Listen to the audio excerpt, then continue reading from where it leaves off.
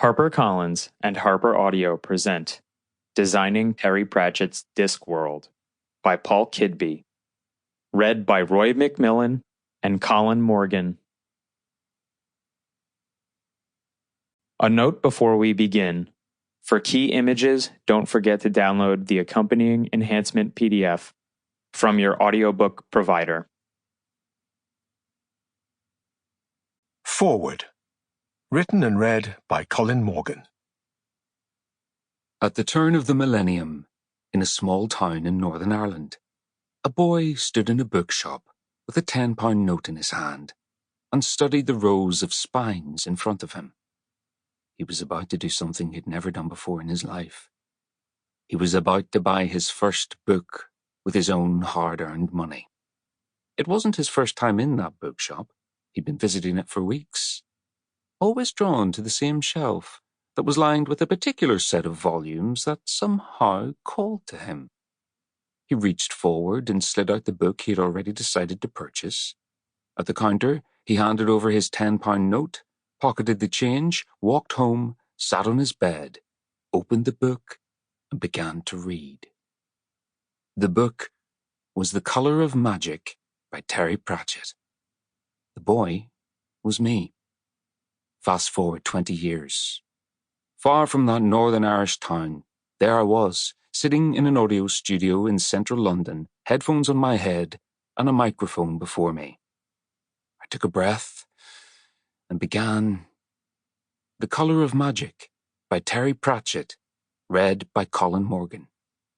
In the 20 years between those two events, the boy had certainly become a man, but when I read those words in that audio studio in 2022, I was whisked back to 2001 and felt the same spark of excitement I felt as a teenager. A feeling of love, of coming home, of starting a whole new adventure. Since opening that first book, I have devoured every single Discworld novel I could get my hands on, and, being a purist, I read them chronologically by release date. Through my teenage years and into my 20s, I collected the entire series, and those original purchases still sit on my shelf to this day. They are treasured, adored, and always manage to stoke a pang of childlike joy in me at the prospect of starting one all over again.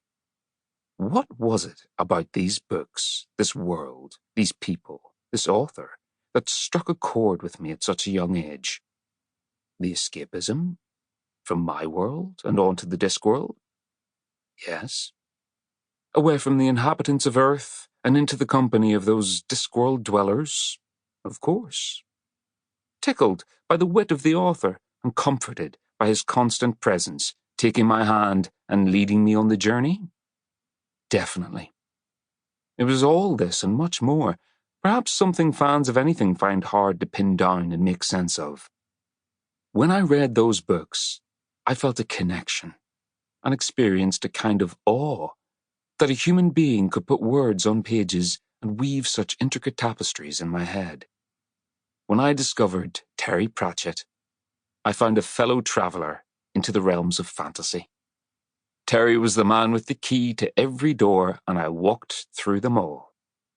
He was like a master chef of the imagination, and he served up course after course of pure,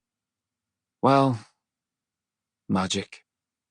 I've always had great admiration for those who have the ability to funnel the masterpieces in their heads onto paper.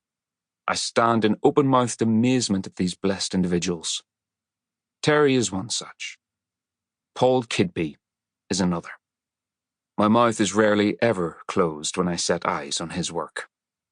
When I say master craftsman or gifted beyond measure, I don't feel like I've even begun to scratch the surface of suitable descriptors for Paul Kidby. There is, quite simply, no one like him. As a Discworld fan, I feel so lucky and proud to have him as our city planner, our population manager, our forestry and wildlife ranger, our universal architect. In fact, I'm going to say it, a god. Actually, on a very personal and special level, he is a kind of god to me, for he quite literally gave me life on the Discworld itself. He gave me a body, Sample complete.